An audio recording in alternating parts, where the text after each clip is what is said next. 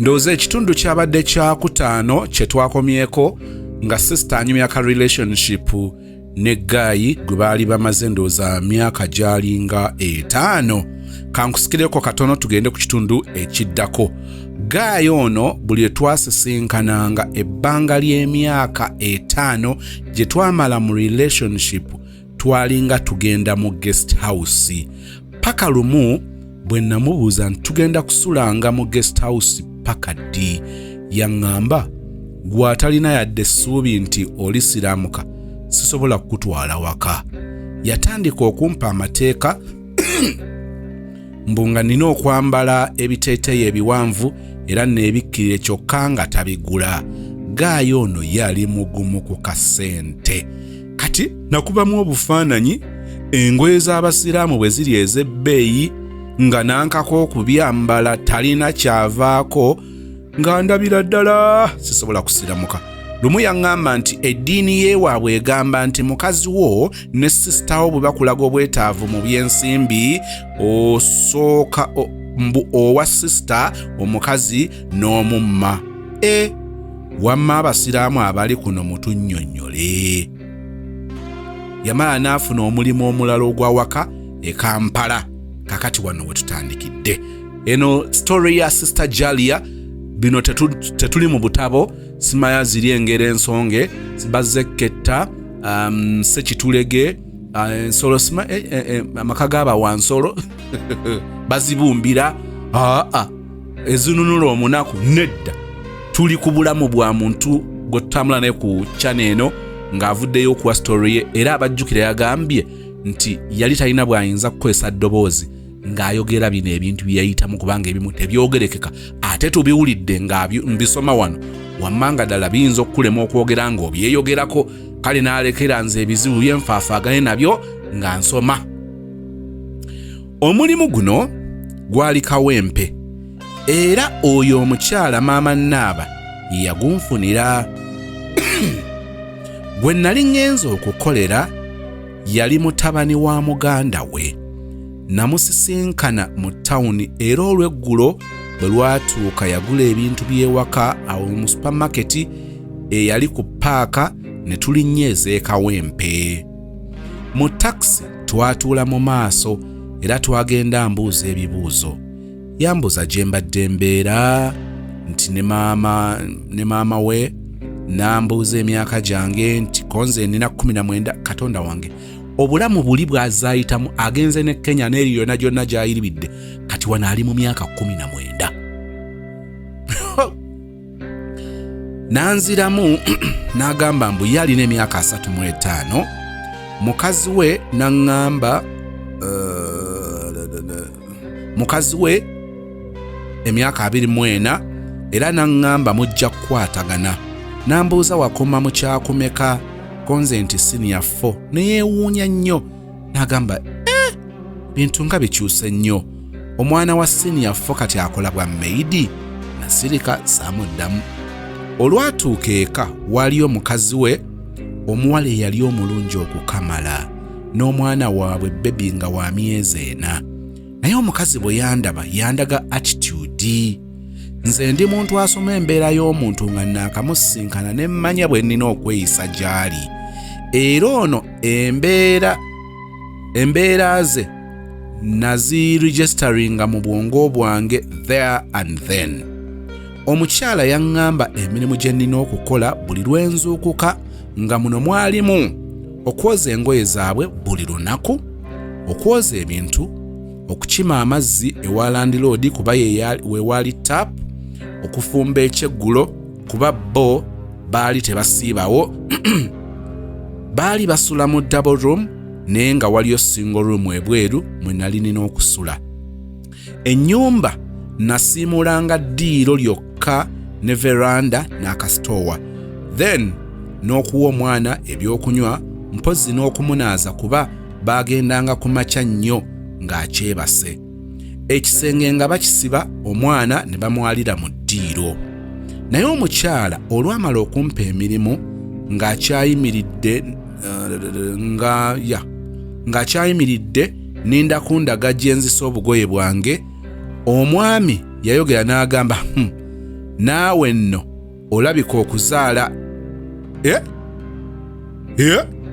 Omwami yayogera n'agamba, naawe nno olabika okuzaala ekyana ekirungi maama. Wano onoosobolawo. Yayogera mu lulimi lwaffe kuba yali wa tribe yange. Nasirika ne mutunuulira butunuulizi. Ne bambi teyankwana. Ebbanga lyetooloola nga nkola bulungi emirimu nga bansasula emitwalo 2.5 zaali ntono. Naye omukyala yali yaŋŋaana okufumba lanchi era nga nze ndya amawolu ekyemisana, which was okay kubanga nali najja kukola. Omwami nabeeranga awo nampaayo 10K olumu 20K. Mukimanyi nti bino abasajja tubikola nnyo. Abamu babikola nga beeterayo akabega eri abawala abo in case of kubagambako ng'olwedde basimba dda omusingi. Naye ate abalala tukikola nga bambi omutiipinga okumumotivating okumuzaamu amaanyi. Dembelio Properties and Associates kozesa omukisa gwa November December. Weefuniryo akapoloti ekiwawu ku Mityana Road. Oluvannyuma lwa Kiwawu phase 1, phase 2 eri bannange ng'otwala 5/5 ku $3.4 nya kitundu. 5/5 omanyi obunene bwebeerako ng'ogitwala ku ssente ezo. Bannange duka bunnambiro nga bw'olaba ku screen. Dembelio Properties and Associates banayekozesa omukisa guno. Bannange nga nja kukola ogw'okuyigga. Dungu ayizze Mukama agabudde, Mukama akikoze. Mukama akikoze bannange. Genda bunnambiro mu inbox ya Chala Dembelio. Madamu Dembelio mugambe nti waye bwe mbadde ndabasozi magambye nti olina phase 2 Kiwawu estate nga 5/5 ngitwala ku $3.4 bannange duka. Oyina oyagala ttaka, waliwo awo Bujuuko, waliwo Nsangi, waliwo Wakiso, ku nguudo ez'enjawulo ezifuluma ekibuga. Oyina omukisa okufunawo poloti kw'ozimba amakaago.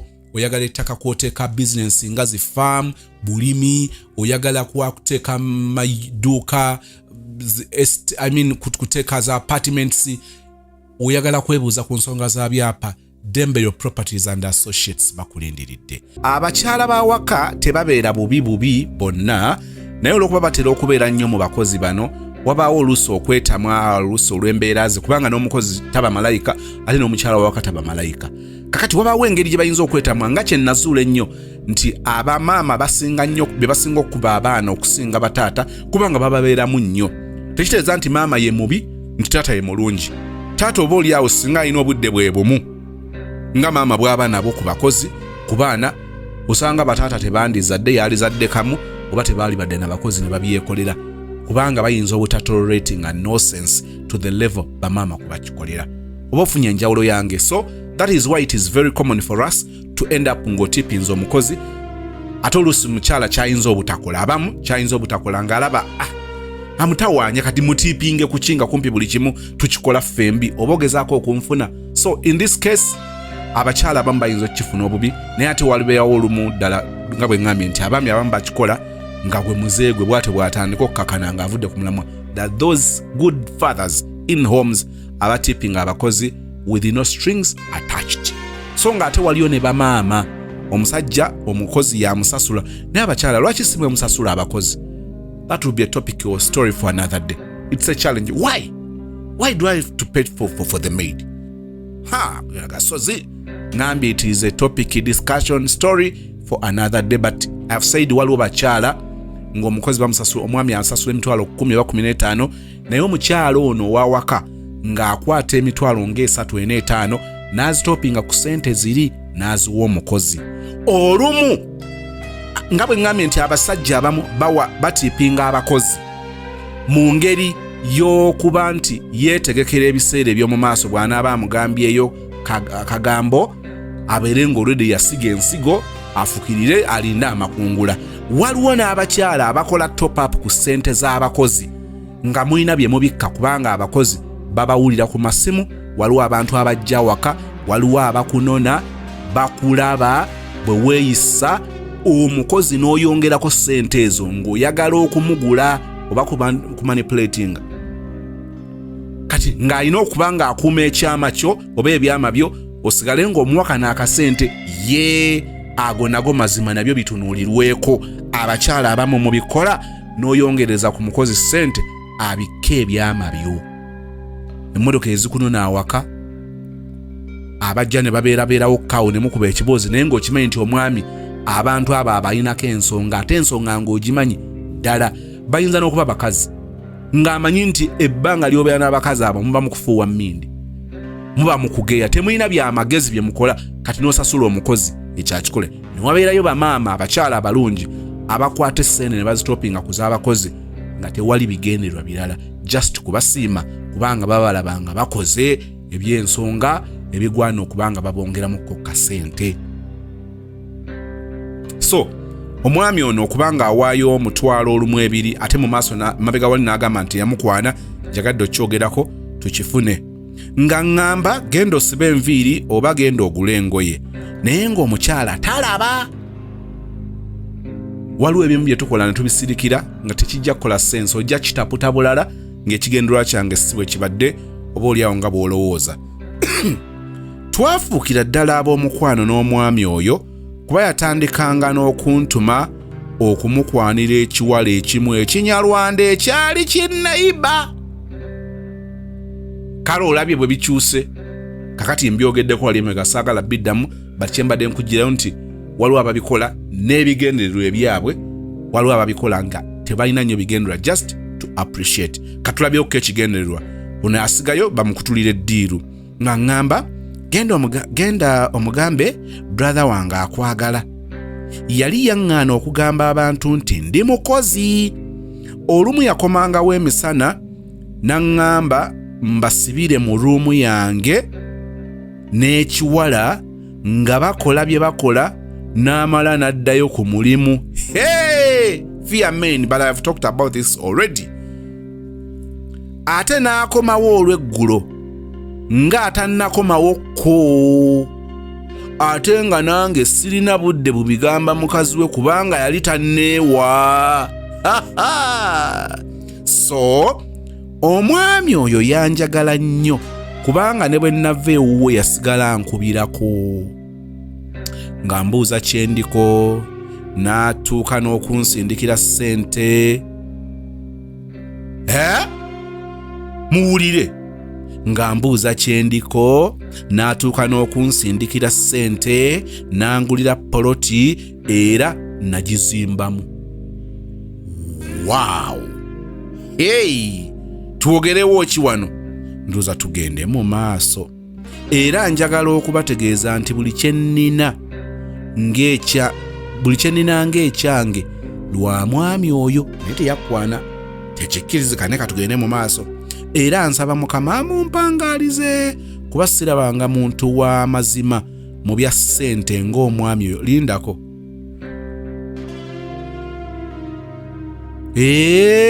Tuddeyo kemabega nga mbuuzaako kyendiko, natuuka n'okumusindikira. Mbadde manyi nti yakugulira poloti ku ssente ze, nedda kino kirongooke, mbadde ntidde nga mbuuza kyendiko, natuuka n'okumusindikira ssente n'angulira poloti era nagizimbamu.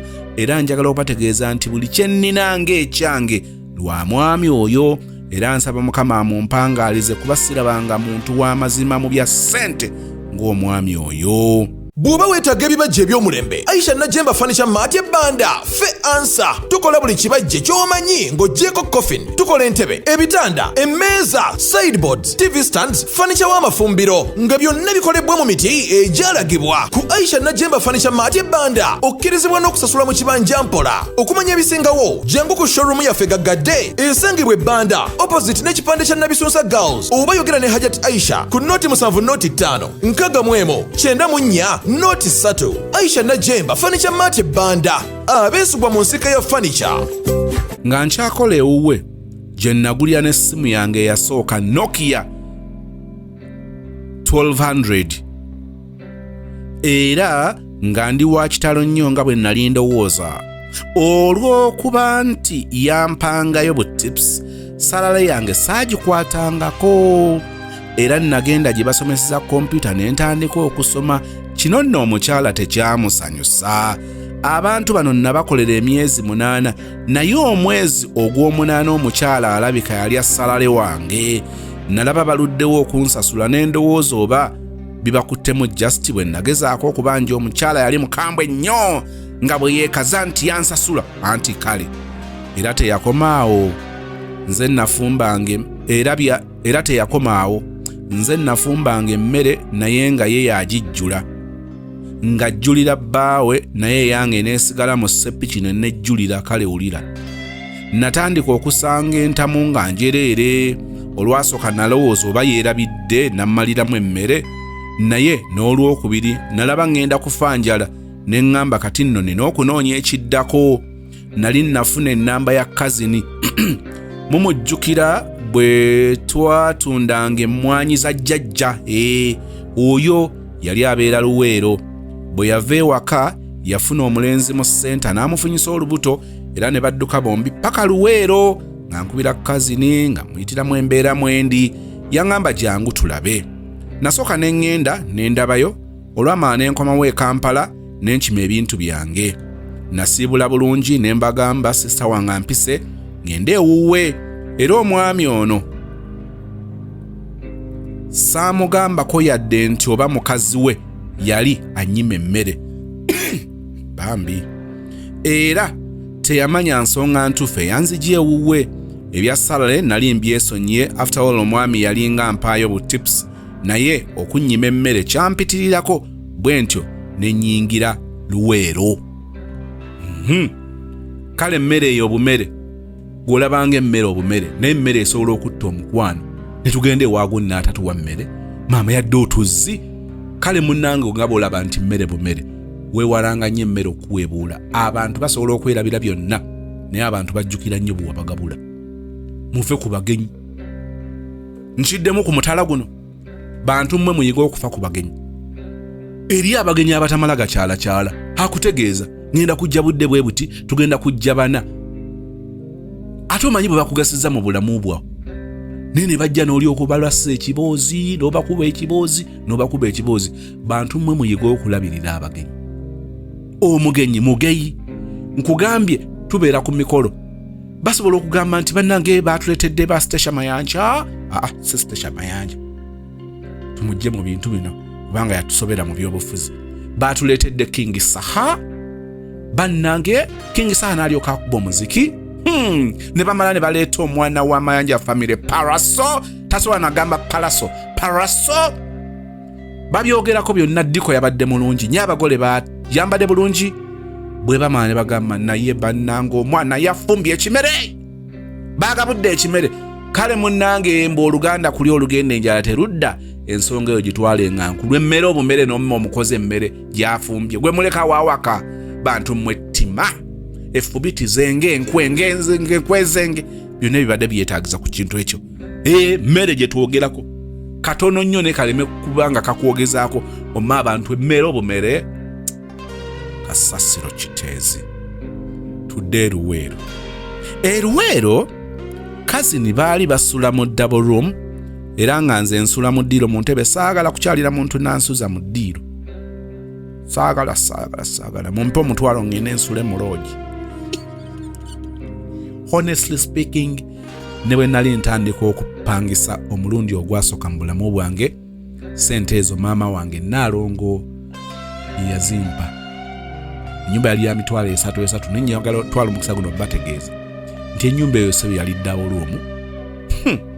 double room kirekawa olaba wa Edi yawe ekireka wasule Edi yawe wasule kati kumpi awo lwakwa nti by that time ate Edi yawe yali tabeera cause yali abera side ndala eno ngewa Kabaka ndozo bawo yali yagulawo nenga tanaba kuzimba kubanga ennyumba nakati tegwanga completely kitegeze erigi yali abera side zeri kubanga amaleta nakizula ne awe nali nga mbeera double room mitwalo 3 bamanjako emyezi egiwera 4 oba 5 ngennemeredde. Era olandilodi wange yali bamita Kate Mwesigwa yali muyimbi ne kati ali mu habo sima kati nkola lugambo.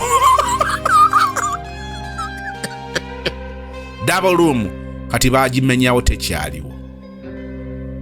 nze saagala kunsuza mu ddiiro ndi musajja wa kitiibwa nkyewa okuviira ddala kinkalubiza nobansuza mu ntebe ne baala wansi nagamba mu bulamu bwange ekyo siri kikola era nze ntyo omugenyi okungamba mbogera sula mu ddiiro ewaani sigamba mukwano tosula kankuvuge nkwerekeredde oba tugende nsasule wali hotel sebo nange sebo nange neejaka obawo ebintu byobanga osalawo mu bulamu ogambe nti awo no situukawo sivoola sityoboola mmwe abalina abagenyi bemusuza mu ddiiro ebyo bibyo si byange nange ate nina ebyange byogamba nti tosobola bikola ate nga nze mbikola nolwekyo kakumera nnyo kasajja ku mutima kubanga nkyogeddeko bwe nzijanga ewuwo tonsuzanga mu ddiiro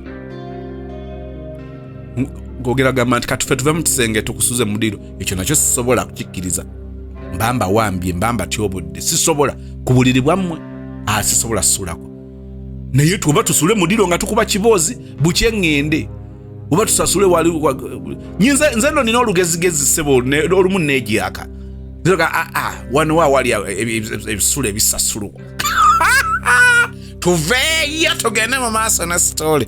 Nze Masibera Kangume owa Massi's Quality Beddings esangibwa Nansana ku Mastowa.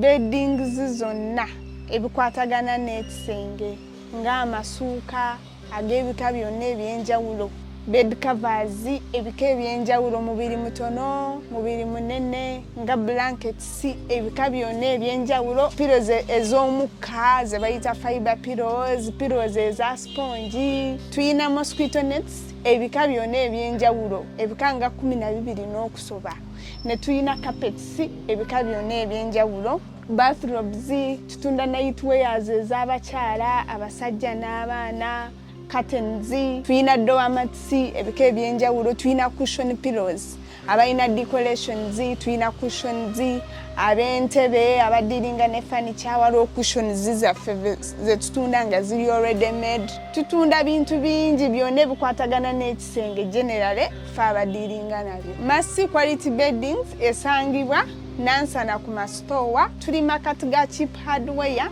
ne Shell petrol station opposite ne stage y'ekyebando wansi wa Epic Motel.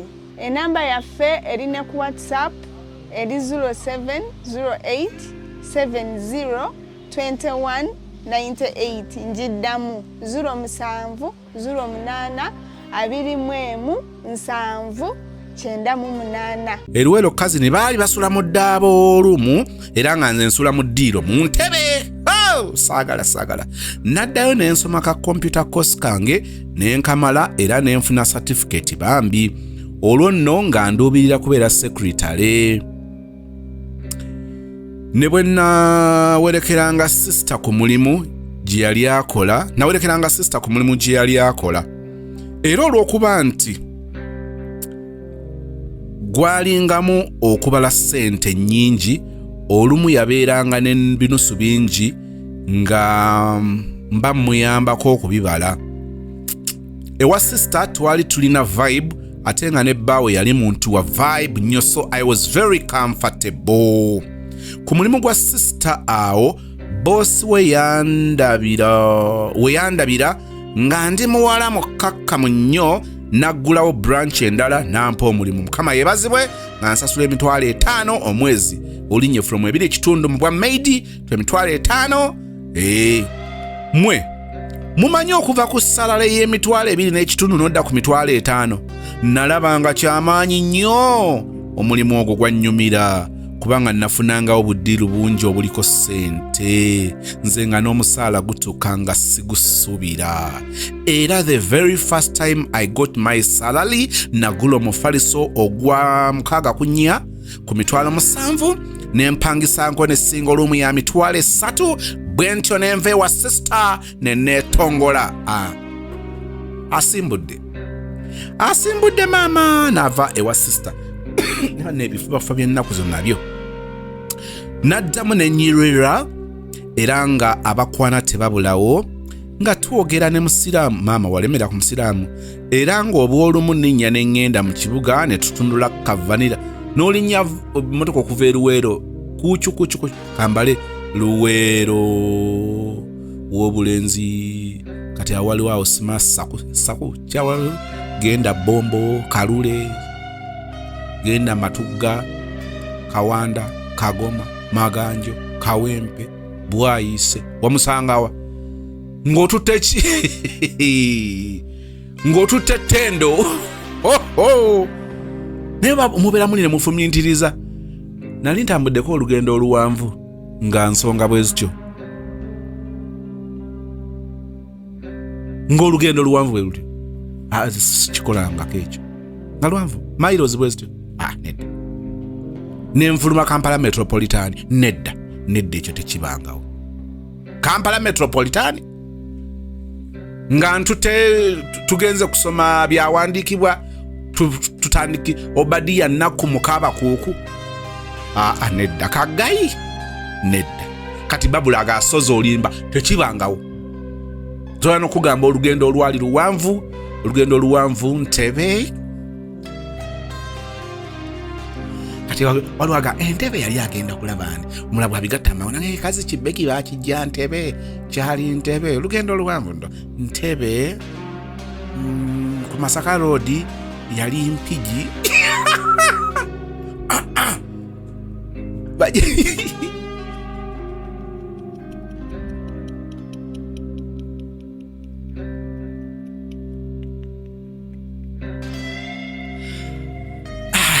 Kyokka mubeereyo ne munnyumirwako banne, mubeereyo ne munnyumirwa nga sozi lutuwe mada.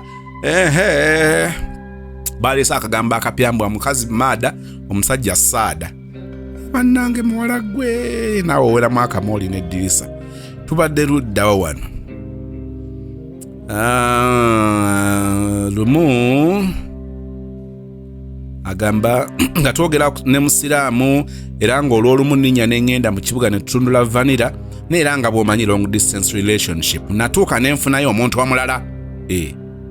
Maama yali muvubuka nga buli lunaku mba mmulaba ng'ayitawo nga namumanyiiza amaaso. Lumu yakyama n'ajja wenkulya n'ambuuzaako n'amala n'aŋŋamba mbu ayagala tubeere ab'omukwano, ekyava mu mukwano nga nkwana naye nga simwagala. Omanyi abavubuka abato naye nga embeera ze za muntu mukulu. Nange ndi mulenzi but I find them sometimes boring. Muvubuka muto yeeyisanga muntu mukulu kyekiringa ate omuntu omukulu gw'osuubira okuba nti muntu mukulu naye nga yeeyisanga buvubuka bulenzirenze nange saagala. Agamba nti omanyi abavubuka abato naye ng'embeera ze za muntu mukulu yoyo gaayi. Ekyo kyokka kyandeetera obutamwagala. Naye nga bwe bagamba nti omubi atavaawo amala n'alungiwa, njala kutegeeza omwana omuwala ono anyumya emboozi si wa mu Central wano naye se baagereesa n'okugereesa. Omwana ono yawamba Oluganda. Nga bwe bagamba nti omubi atavaawo amala n'alungiwa oba ddinga n'amawulu gajjamu mu kkuto. Namala ne mukkiriza kuba ne gwe nali mpita boyfriend wange yali bibye. Omuvubuka ono namala ne nkizuula nti yali musomesa. Wammaawo ne nkakasiza ddala lwaki embeera ze za kintu kikulu. Tumidde ku basomesa. Omulimu gwange gwali gunfuganga ne ku Sande enkola.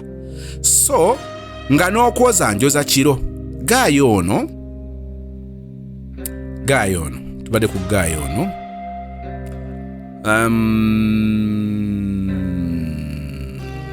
gwali gunga so nga n'okwoza njoza kiro. Gaayo ono yaŋŋamba nedda obulamu bwo buli so boring, weetaagayo ekikukyamula. Kati nga bwe mba nyinyuse ajja n'ankima n'antwalako out, abayimbi bwe bajja n'antwala mu ndongo ne tugenda.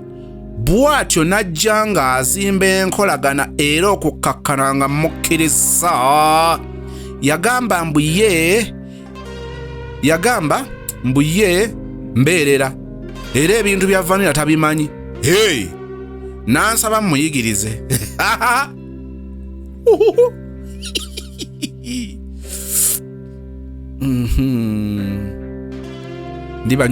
Ndibanyumizaako omuntu yatwala enkoko, embaata, embuzi yange, ente yange.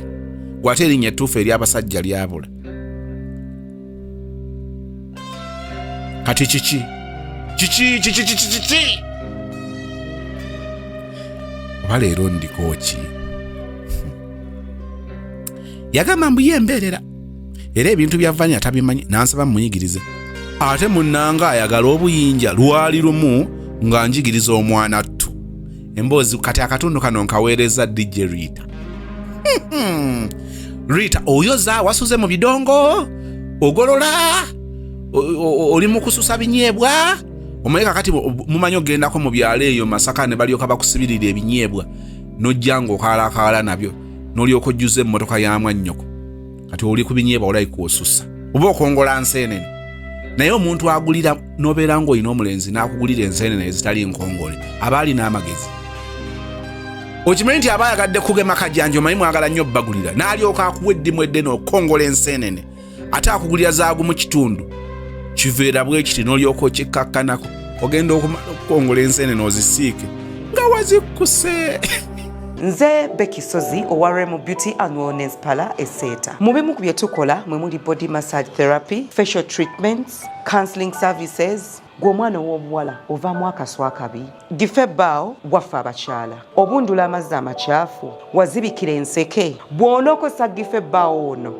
gw'ojja otuweera obujulirwa. Tulina kofi ono alimu ebirungo 6 mu kintu kimu. Gano Dama Coffee 6-in-1. Mulungi eri abalwadde ba sukaali, mulungi eri abalina obubonero bwa kansa, mulungi nnyo eri gwe akakalu kano okuyita mu lunaku. Mu health wellness treatments tulina reflexology sandals. Nungi eri abazimba ebigere, bw'olinnya wansi owulira nga afumitibwa mu bigere. Zirelaxinga muscles zo okufumitibwa kuno ne kuggwaawo. Ziyamba omubiri gwo okutambuza omusaayi. Ziyamba ku bwongo bwo n'embeera yo eya bulijjo. Buli peesa lyolaba ku ssande eno lirina ekitundu ky'omubiriko kwe lituuka buli lw'ojambala. Olwo obujjanjabi ne bukolebwa ku mubiri gwo. Osobola okugigula n'ojambala mu ofiisi yo, awaka, osobola okugyegulira nga ggwe, ogigulira mukaddewo, oba jjajja kuba ate abo bagyetaaga nnyo. Okumanya ebisingawo ku bino byonna, kolagana ne Remo Beauty and Wellness Parlour Esseta. Ku nnamba ezo eziri ku screen yo for direct calls and WhatsApp. Kaakati tuli wano ku mwana tu bweha nansaba muyigirize ate munnanga ayagala obuyinja lwali lumu nga njigiriza omwana tu bwe tutyo outings tezaakoma era yamala n'annyanjula eri gwayita cousin we ne gwayita brother we lwaki ogambye gwayita nga bwe tugenda out kikwata fire era namala n'enkizuula nti outside his profession yali muntu wa vibe nnyo lwakuba yali takirabika. Twatuuka ne tubeera nga tetuteŋŋana. Wano Mr. Soza atukubiriza okuyingira laavu naye nze nagwamu ngwe. Ate nennyikira nnyo kale wulira. Gaayo ono yali yaŋŋamba mbu abeera waabwe. Omwana tuona akoze atya.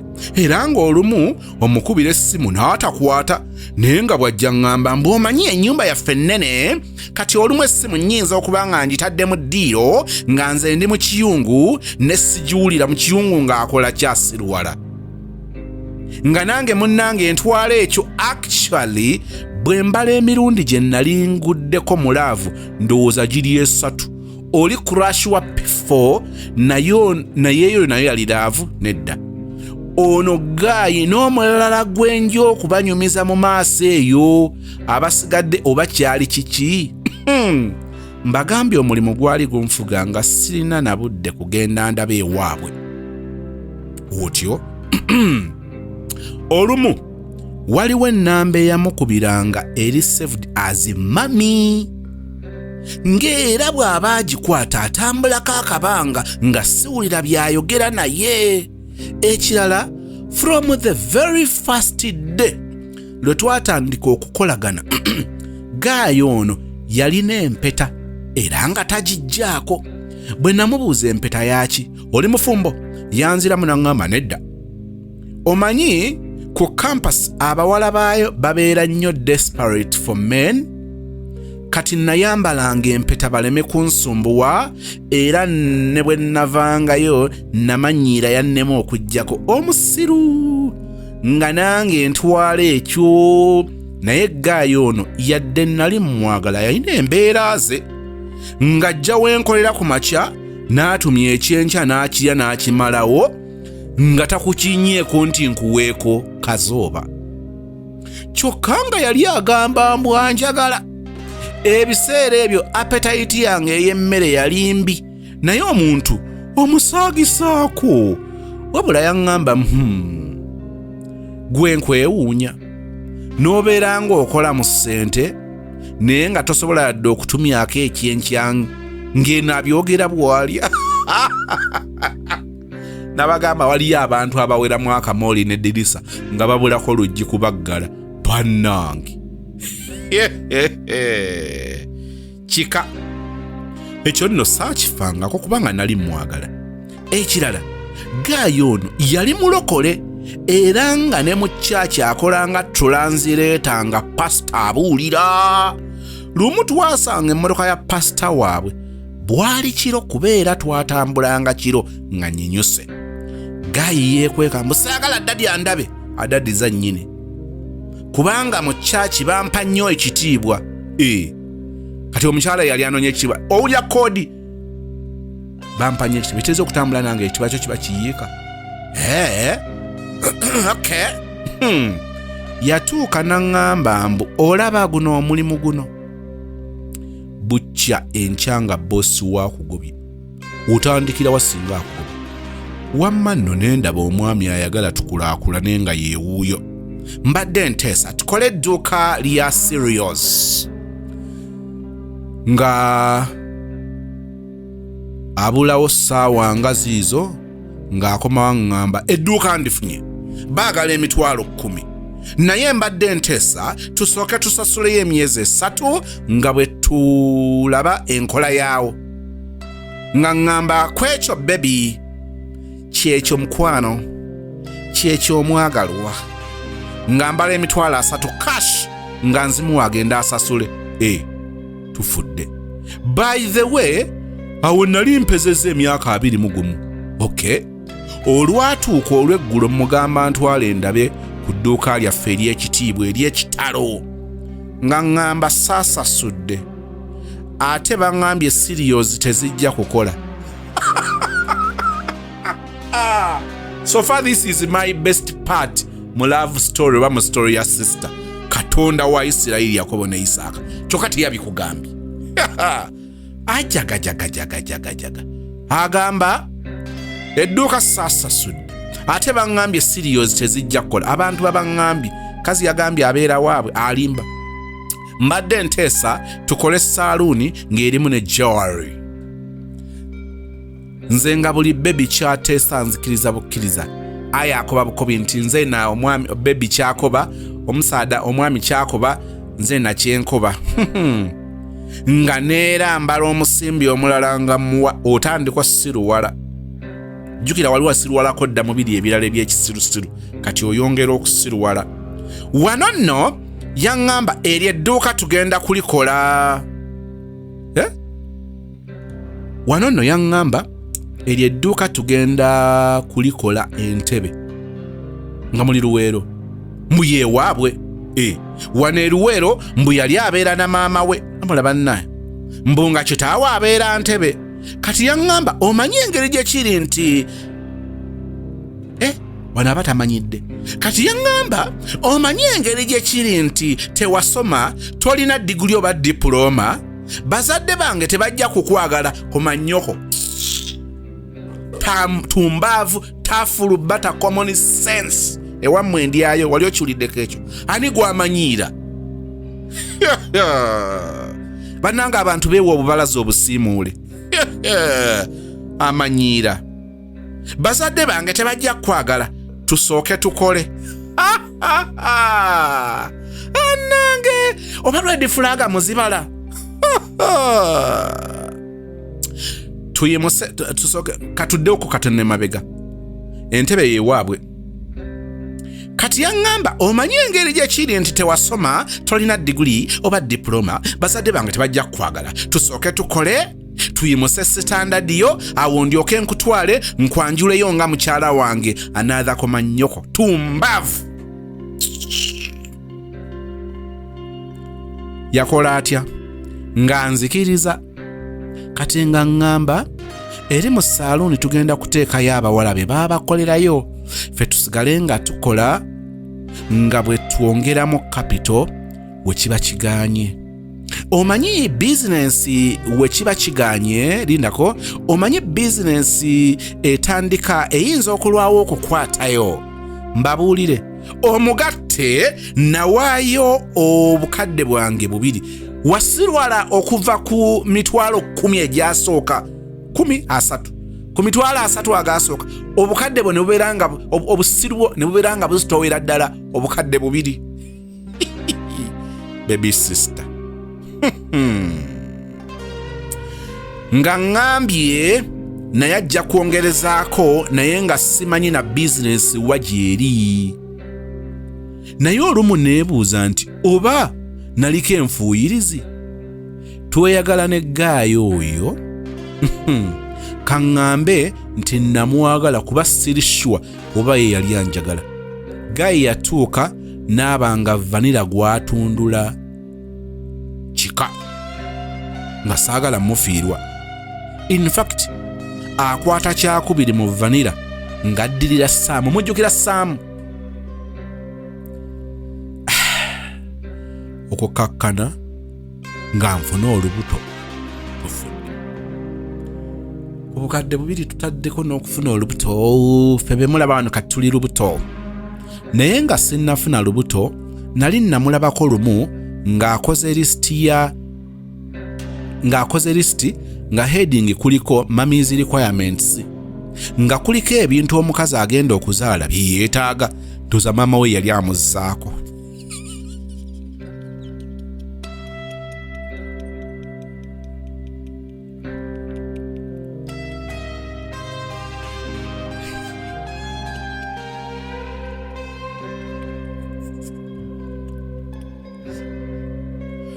Bw'oba tosese olina ebizibu bingi.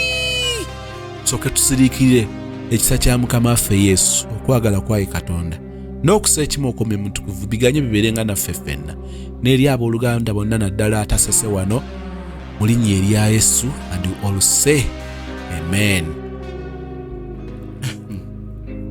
Bannange nga kuliko ebintu omukazi agenda okuzaala bye yeetaaga. Bwe namubuuza byani sijjukira na byannimba, naye kyemmanyi byannimba byali binyuma era nabikkiriza. Gwe baali ono mwami wo baali bamuzzaako nnyongeddwa ekikakasa. Tuddeyo nga nfunye olubuto. Bwe namugamba nti ndi lubuto yambuuza, are you sure you want to keep it? Namugamba ngenda kulusigaza, nja kusobola okulwerabirira kasita nkola.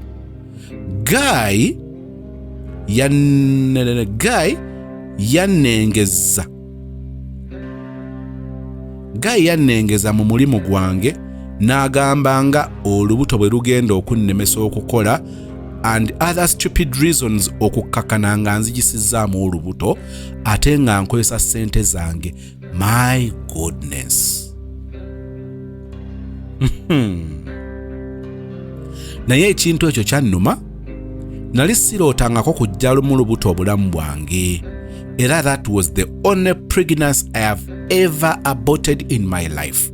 Naye era saamukyawa wulira.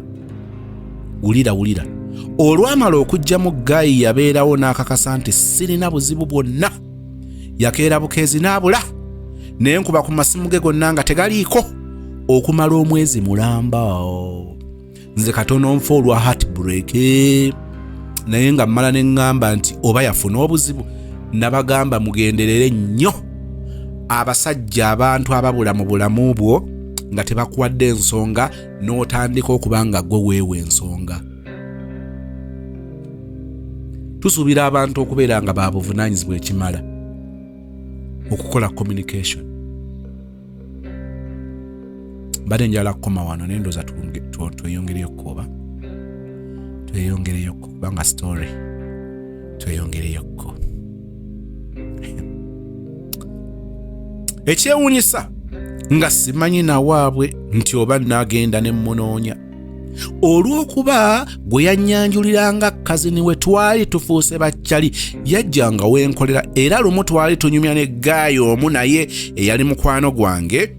Omuwala oyo alina lwe yatunyumiza ku mukwano gwe omu mbu yali atambula n'alengera omuwala ng'alina embeera z'abatomuboyi ng'asibye ebiviiri bi crazy mbu n'amukubirawo mbu kubanga omuwala oyo yamujjukiza ebiseera bya high school naye nga gaayo ono mu sitole ali married alina omwana omu era mukazi we ali lubuto nabagamba nti bw'owuliriza ennyo emboozi z'abantu bakyali bagaayiwo bakyali ba girlfriend wo waliwo koodi naye ebyo bitera kulubanga osobola bitegeera n'osoma koodi ezo nga mu kuyingira mu relationship eyo wayingira buyingizi tewagwamu nga wakolesaako ku mutwe nga decisions wagwinga logical tewachamuke wagattanga weebuuzanga n'ogabiza n'otoolako kati olaba koodi bwe zivaayo naye nabagamba nti bino olumu ogenda okubizuula ne kibanga bufere abantu bagenda okutegeera nti babafera nga bamaze okubafera na omuntu neyangambye tobaako gwogamba omuntu nobwedda neefunza omuntu nobwedda tampa gaapu omuntu nobwedda ebintu abiddusa sipiidi ayagala ki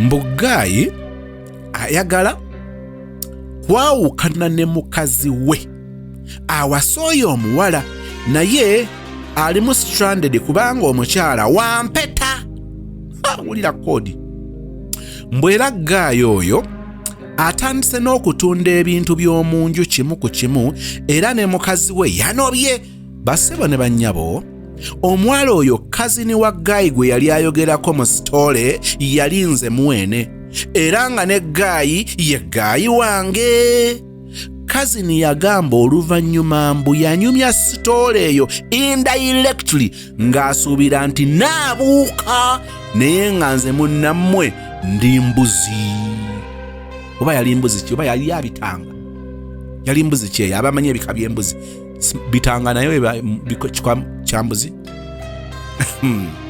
olulala waliwo omuwala yali kasitoma wange yajja wenkolera n'asangawo Gaayi oyo omuwala oba yali amwegwanyiza yamukwata ku mukono ng'amuweeweeta ng'andaba Gaayi n'amusammula omukono omuwala bwe yagenda Gaayi yagamba naye akantu ako kantama oba kalowooza nze nsobola okukaagala n'asirika olala kasitoma oyo yakomawo n'ambuuza eriki omumanyi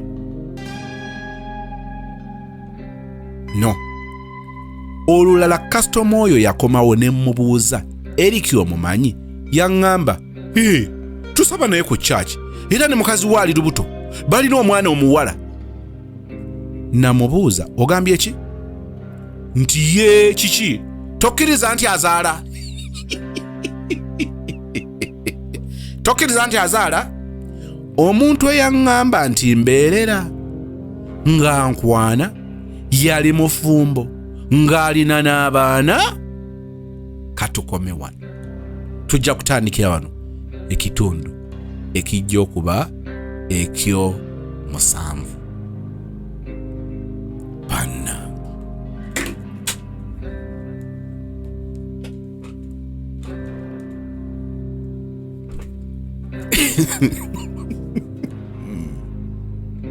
pannange namwe muli mu kwewuunyanga bwe neewuunya kati ekibuuzo kyange kiri nti wali bwe yakugamba mbu ye embeerera ayagala omuyigirize naawe n'okkakkana ku mwana attu okumuyigiriza yalabika nga ddala abadde kyakayiga kyali kityawo kubanga awatubuusizaawo kyenjagala okunyweza mu kitundu kino kye kino buli lw'obanga laava oguddemu engwe waliwo ebintu eby'ensonga biwandirabye n'obuuka naye olw'okuba laava oba waguddemu ngwe obanga atakyali gwe otandika okukola ebintu naye oluvannyuma ozuula nti biwakola decisions wakola moves ezaali ez'ekisiru omala kubanga ekintu kiyise n'otandika okujjukira bwe wagulanga ebintu ennakasero n'ogenda ate omanyi byennakasero bibeera bya bbeeyimuuko va ku byogula erimu owino va mu byogula mu katale ekibuye va mu byogula ekabalagala eggaba ku mwalo wali eri webatunda ebyennyanja va ku byogula eri mu kitoolo va ku byogula wali eri ekitubulu mu katale simama beera kitubulu kati obubutale bwonna nembanga mbumanyi va ku byogula mu katale ak'ennakawa akatale ak'ebbanda akatale ak'ekireka akatale ak'okkaleerwe biveeko ebyo byogula ku katale wali ebulenga n'ogula ebintu otandika okujja nga yibanne omulenzi ono neekolanga delivery naye kizibu ennyo kubanga ofumintiriza mu kiseera nga kakati oli mu kwekola delivery ebigambo ebyo n'obigatta kizibu era bwobanga obawo olumu ekintu ekikujja nabagambye nti nga bw'otabeera mu good relationship ne Katonda n'abanga bw'ayogera tosobola kuwulira nti kati Katonda yayogera kyefaananyiza n'ebiseera ebimu buli lwe tukola ebintu nga tuvugiddwa okwegomba okuyayana kw'emitima gyaffe nabagamba nti sitaani bw'aba atukubira nnyo mu kwegomba our desires ze zitutwala mu kugwa desires zaffe ze zitwala mu kukola decision olumu eziwunzika nga za kisiru naye nkugambye nti ebiseera ebisinga buli lw'obeera nga laavu oguddemu ngwe owunzika oluvannyuma okizudde nti wamejalinga mu biri mayina ebiri mmeja n'obirekawo wabeerawo ekintu ekibanga ekikugamba ne gayo no gwowa ssente gayo n'atakuwa ku ssente gayo n'atakuwa gayo neerabira birthday ng'ogamba ndowooza angezesa oyangwa mangu okwewa ansa nga tewali agikuwadde naye omutwe si bwe gukola notandika okujjukira bwewagula ebintu mu katale ekibuye n'ogenda ku salaama gayi gy'apangisa n'ojjukira emirundi gyewavangayo ng'ate gw'omuwadde ekyebiri gw'omuwala notandika okujjukira wagulanga ebikozesebwa awaka ogezaako okulaga nga bw'oli marriage material naye ojjukira byayita totera nnyo wano bw'obeera oyoza ew'omulenzi ng'okunya engoye ng'omugololera obuyimba obeera owuliriza buyimba bulala obeera mu love kamisona tyono ye love kamisona tyanyo ya konkona bw'obuyimba bw'obeera owuliriza ebiseera ebyo obeera owuliriza ani ono sambadde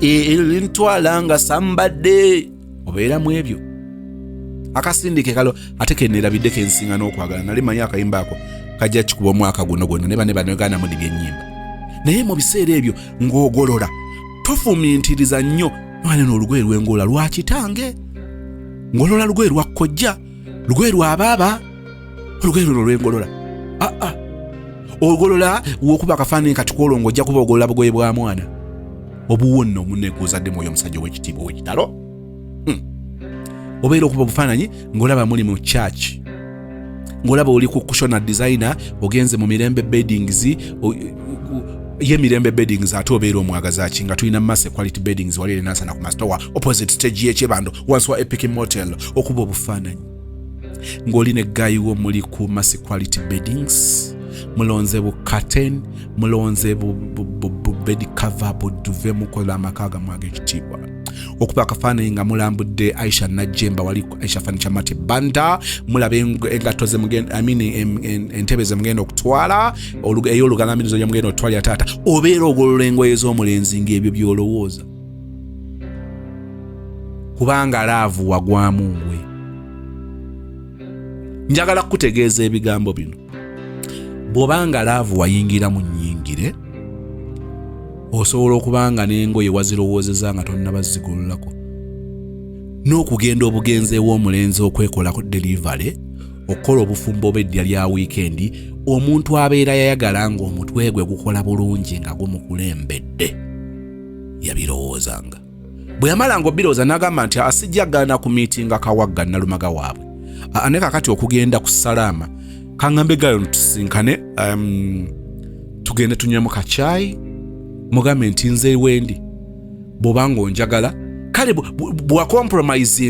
wakompromisinganga mukko ebiteewalika ne mugenda ka vacation n'ogenda ewuwe nga mulwadde nga tekyewalika n'ogenda ewuwe naye nga obadde sure nti ekikutute kubanga abadde mulwadde singa tabadde mulwadde tewandigenze niwalinga weteekako olukomera. Lwaki? Omutwe gwo gwe gwakukulemberanga, omutima si gwe gwakukulemberanga. Naye mutawaana ngambye nti bino tugenda okubizuula okubiconcentratingako ng'olwedde tuba tuwatomera, naye twaki tuba twatomera? Guba gwali mutima nga gwe gwatukulembera.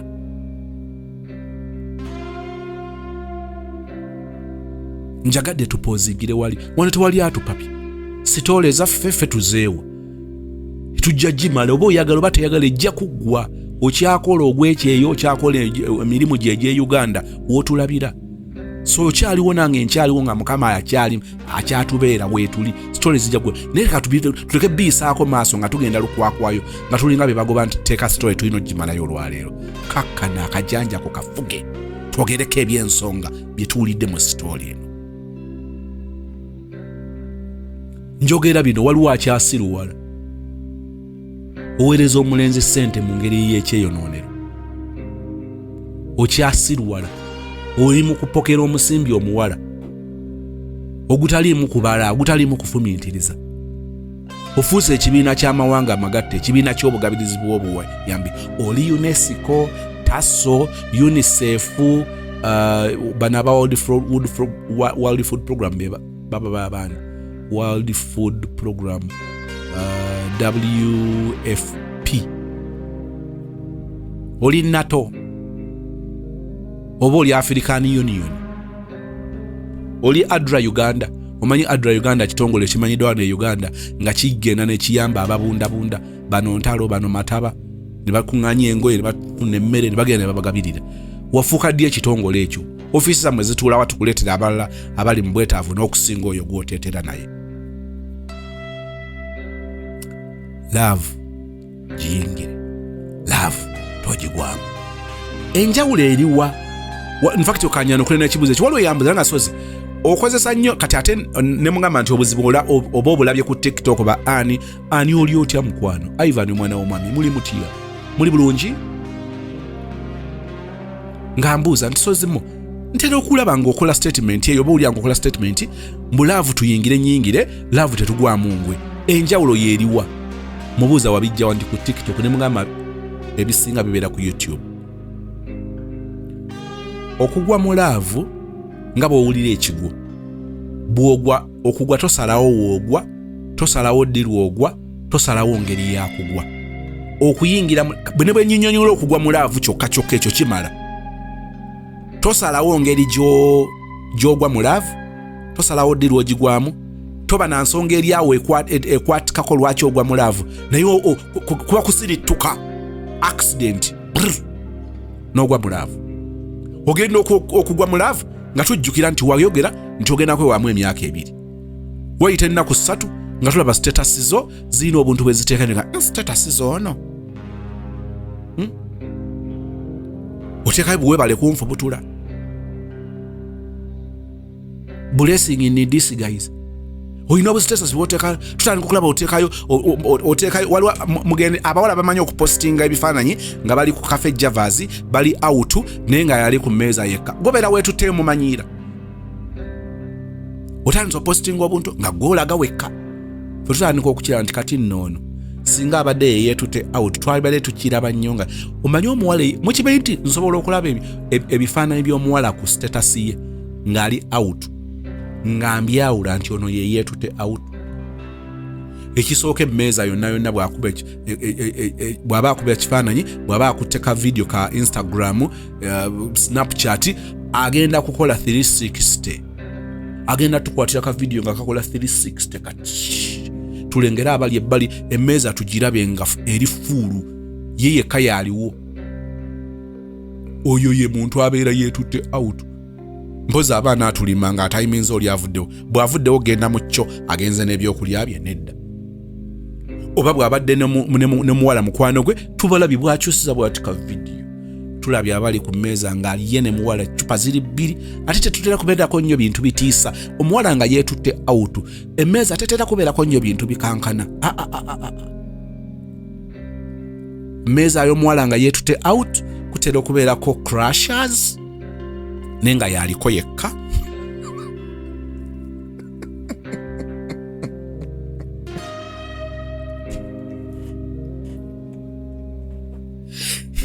asobola okubanga ice cream ate ice cream atera abamukoni ziba scoop tesira kuba nanyo scoops ziri ezikangatiisa waliwo ze juice zotatera kulaba muwala nga yeetute out bweba bana ba juice waliwo juice oyo wa suggest gwenjagala ero jjajaba ng'eryegi tewali kigiwerekedde naye omuwala yeetute out apostinze agamba nti yeetute out self love ali out emmeeza eddugadde bweti naye emmeeza tetugiraba yonna kakati tulaba wano tulabawo ekicupa tulabawo ekigundi glass eya juice oyo mmanyi alina bukalakala obwo kati bwe tumala ne tulaba that same short gyatuwadde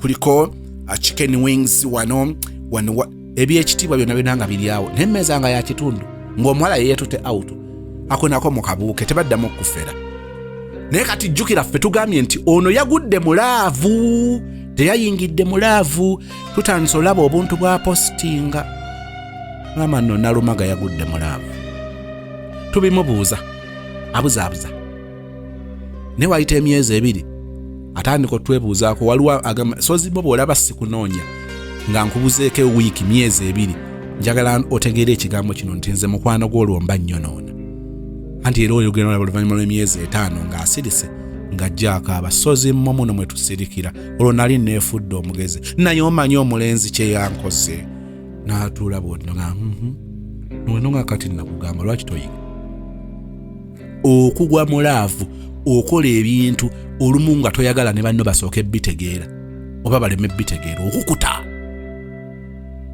bakugamba naye twalabye ng'olinga alina ali mu ka relationship obuzaabuza wagwa mulaavu eyayingira laavu engeri gy'abikola I'm seeing someone era nga bw'omanyi I am giving it time I want to give it a try but sooka ombuliremu nayogera bwati tayagala kukozesa kutegeera kwe kwokka kubanga okutegeera kwe kwokka olumu kubeera kuli influenced na mutima laavu giyingire togigwamu nsaba tusinkane mu kitundu kya sister ekiddako kya 7